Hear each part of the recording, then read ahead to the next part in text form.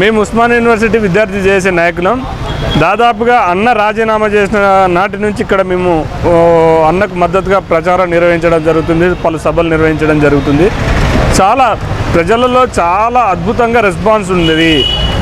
రాజేందర్ అన్న అనే వ్యక్తి ప్రతి కుటుంబంలో ప్రతి కులానికి ఒక ఇంట్లో వ్యక్తిగా వాళ్ళందరితోనే మమేకం అవ్వడం జరిగింది. అందుకనే రాజేందర్ అన్న గెలుపుని ఎవ్వరూ ఆపలేనటువంటి పరిస్థితి.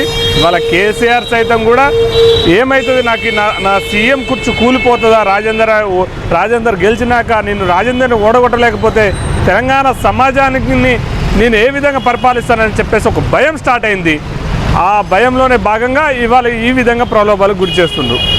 నిన్నగా మనం చూసాం, అదైతే లెటర్లు అనేది ఈటెల రాజేందర్ దళిత బంధు వద్దని లెటర్ రాశారని చెప్పేసి ప్రమోట్ అవుతుంది. దాని గురించి మీరేమంటారు? ఒక విషయం చెప్తానన్న, ఒక అమ్మకో ఒక అయ్యకు పుట్టినటువంటి ఒక తండ్రికి పుట్టినటువంటి వాడు ఆ రకంగా చేయడు. వీళ్ళు టీఆర్ఎస్ వాళ్ళు మరి ఎంతమందికి పుట్టిరో ఎవడు ఆ ఫేక్ తయారు చేసినప్పుడు ఎంతమంది పుట్టిరో ఏమో కానీ ఇష్టం వచ్చినట్టు తయారు చేసి సంతకాలు ఫోర్జర్ చేస్తారు. సిగ్గు ఉండాలి. సంతకం ఫోర్జర్ అనేది ఎంత పెద్ద కేసు అన్న. అలాంటి సంతకాలని కూడా ఒక మాజీ మంత్రి గారు మాజీ ఎమ్మెల్యే ఆయన సంతకం ఫోర్జర్ చేసి ఈ విధంగా లెటర్ పెడుతున్నారు.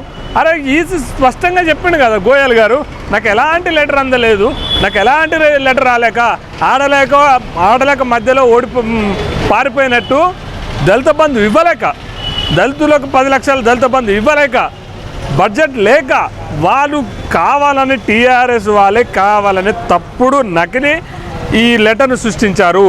ఖచ్చితంగా వాళ్ళే. మేము ఈసీకి ఇక్కడ ఉన్న ఎలక్షన్ రిటర్నింగ్ ఆఫీసర్కి కూడా ఆధారాలతో సహా బయటపెడతాం, ఆధారాలతో సహా ఇస్తున్నాం. ఇది ఏవైతే గతంలో మీరు చూసారన్నా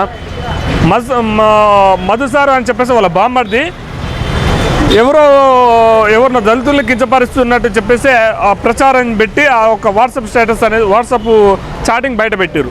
అందులో ఒక నెంబర్ని ఐడెంటిఫై చేస్తే టీఆర్ఎస్ సోషల్ వింగ్ సంబంధించినటువంటి వాళ్ళని ఒక జీతగాలని ₹1,00,000 జీతగాలని పెట్టి ఈ తప్పుడు ప్రచారం చేపిస్తున్నారు. వీళ్ళ జీవితమే మొత్తం తప్పుడు జీవితం.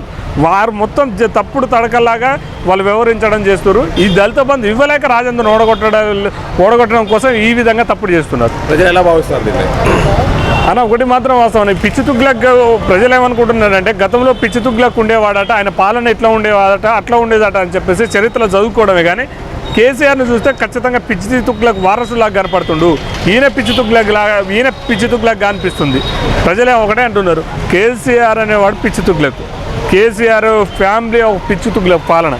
సో ఈ పిచ్చి తుగ్లక్ని అంతం చేయడం కోసం రాజేందర్ని గెలిపించుకుంటామని చెప్పేసి ప్రజలు భావిస్తున్నారు. ఒక రాజేందర్ అనే గెలుపు ఒక హుజురాబాద్కో ఒక కరీంనగర్కో హైదరాబాద్కో అవసరం కాదన్న, యావత్ తెలంగాణ రాష్ట్రానికి ఈ రాజేందర్ అనే గెలుపు అవసరం. కాబట్టి ప్రజలు ఖచ్చితంగా భారీ మెజార్టీ, మామూలు మెజార్టీ కాదు. ఇక్కడ ఒకటి పోటీ ఎవరిది, కేసీఆర్ వర్సెస్ ఈటెల రాజేందర్. ఈ గల్లు ఇవన్నీ వేస్ట్. ఇప్పుడు వాళ్ళకు జీతగాడు కావాలన్నా ఓ జీతగాడిని సిద్దిపేటకు జీతగాడు, మన గజ్వల్కి జీతగాడు, సిరిసిల్లకు జీతగాడు, ఈ 3 నియోజకవర్గాలు కలిపి ఒక జీతగాడు కావాలి. కాబట్టి ఇప్పుడు ఒక పిల్లగానికి ఇచ్చారు, విద్యార్థి విభాగం పిల్లగానికి ఇచ్చారు జీతగాడి కోసం. ఇవాళ రాజేందర్ అన్న అదేవిధంగా కేసీఆర్ అన్నట్టే చూస్తున్నారు.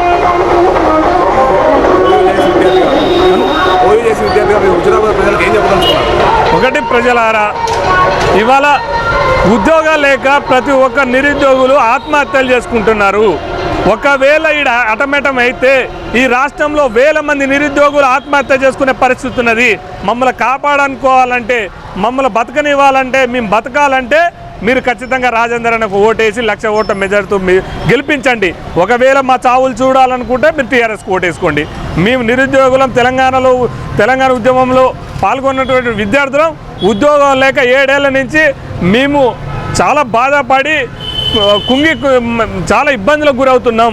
₹5 భోజనం, ఇవాళ హైదరాబాద్లో ₹5 భోజనం చేసి బతుకుతున్నాం, నీళ్ళు తాగి బతుకుతున్నాం, లక్షల అప్పులు చేసి కోచింగ్ సెంటర్లో కోచింగ్ తీసుకుంటున్నాం. కాబట్టి ఇవన్నీ గమనించి మేము బతకాలంటే, మేము ఉద్యోగాలతోని మా తల్లిదండ్రులతో సంతోషంగా ఉండాలంటే కేసీఆర్ని ఓడగట్టండి. మా చావులు చూడాలనుకుంటే మాత్రం టీఆర్ఎస్ కొట్టేయండి. మేము అదొకటే. నిన్నగా మన సభలలో హరీష్ రావు కానీ మన బాల్క సుమన్ కానీ హుజురాబాద్లో ఎలాంటి అభివృద్ధి జరగలేదని చెప్తున్నారు. మీరు 4 నెలల నుంచి ఇక్కడ వర్క్ చేస్తున్నారు కదా, గ్రౌండ్ వర్క్, ప్రత్యక్షంగా కానీ పరోక్షంగా కానీ ఎలాంటి అభివృద్ధి కనిపిస్తుంది? అన్న ఒకటి, ఇప్పుడు హరీష్ రావు అనేట ఆయన మామచాటి లీడరు, మామని అడ్డం పెట్టుకుని అయినటువంటి లీడరు, మామని బ్లాక్మెయిల్ చేసి మంత్రి పదవి తీసుకున్నటువంటి లీడరు, మామని వెన్నుపోటు పెట్టి వైఎస్ రాజశేఖర రెడ్డి ఇక్కడ మంత్రి పదవి పొందాలన్నటువంటి చూసిన లీడరు హరీష్ రావు. ఇదే ఈటల రాజేందర్ని గమనించవచ్చు. 2004లో అన్నకు టికెట్ ఇచ్చినప్పుడు ఇక్కడ జడ్పీటీసీ లేరు, ఎంపీపీ లేరు, సర్పంచ్ లేరు, అందరినీ ఎక్కడెక్కడ చెల్లా చెదురుకున్నటువంటి జనాలని ఒక కుటుంబంగా పోగు చేసుకుని గెలిచినటువంటి గొప్ప చరిత్ర రాజేందర్ అన్నది. ఈయనలాగా సిద్దిపేటలో వాళ్ళ మామ పాలించి, సిద్దిపేటలో ఆల్రెడీ వాళ్ళ మామ ఎమ్మెల్యేగా ఉన్నటువంటి సిద్దిపేటలో కుండ దగ్గర వండిన భోజనం తిన్నటువంటి చరిత్ర, వండినటువంటి భోజనాన్ని తిన్న చరిత్ర హరీష్ రావుది.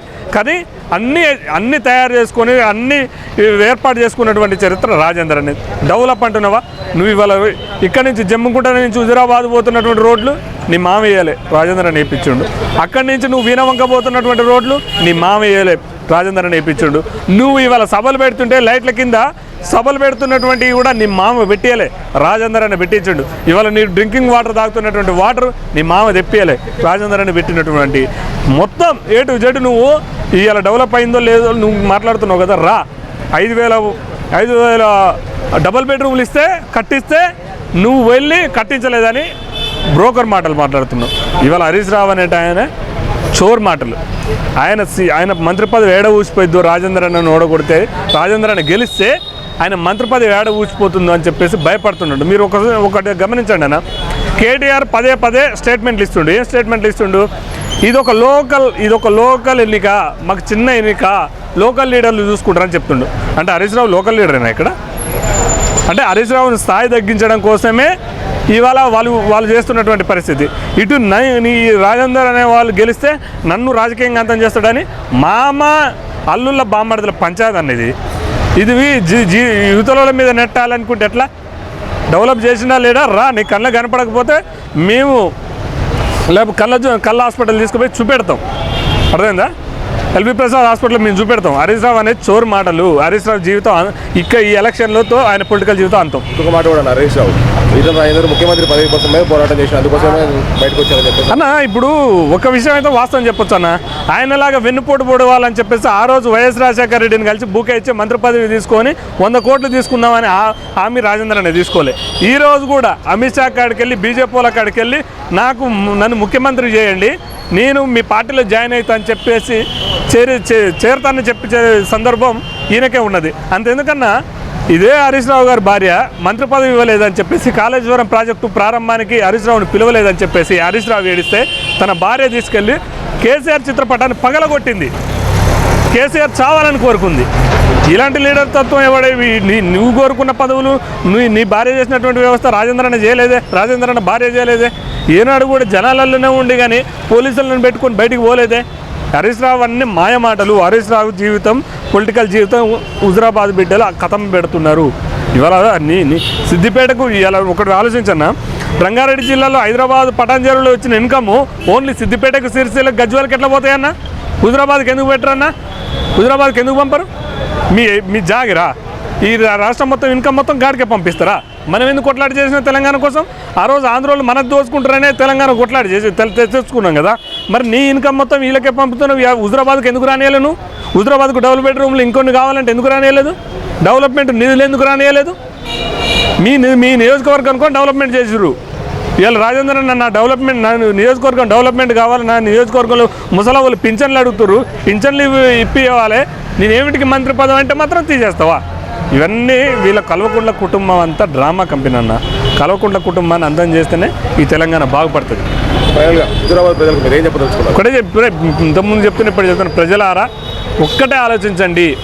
మీ ఆత్మగౌరవాన్ని ఇవాళ హరీష్ రావు ఏమంటుండు, నేను సిద్దిపేటలో ఉండి పరిపాలిస్తా, నేను చెప్పిన వాళ్ళని గెలిపిస్తే అంటే మీ ఆత్మగౌరవాన్ని తీసుకెళ్ళి సిద్దిపేటకు తాకట్టు పెట్టాలి, మిమ్మల్ని సిద్దిపేటకు బానిస చేయాలి. మీ పరిపాలనే మీకు టీఆర్ఎస్ గెలిస్తే మీ ఎమ్మెల్యే హరీష్ రావు అవుతాడు. అంటే ఒక జీతగాడు కావాలనుకుంటున్నారు.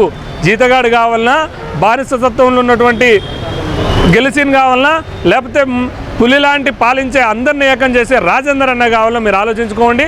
ఫైనల్గా మా నిరుద్యోగులు చవి చూడొద్దు అనుకుంటే రాజేంద్రని గెలిపియండి. వేల మంది నిరుద్యోగులు చనిపోవాలనుకుంటే మాత్రం మీరు టీఆర్ఎస్ ఓటేసుకోండి. ఖచ్చితంగా మీ మీద నమ్మకం ఉంది. రాష్ట్ర ప్రజలు మీ తీర్పు కోసం ఎదురు చూస్తారు కాబట్టి 1,00,000 ఓట్లతో గెలిపించాలని కోరుకుంటున్నాను.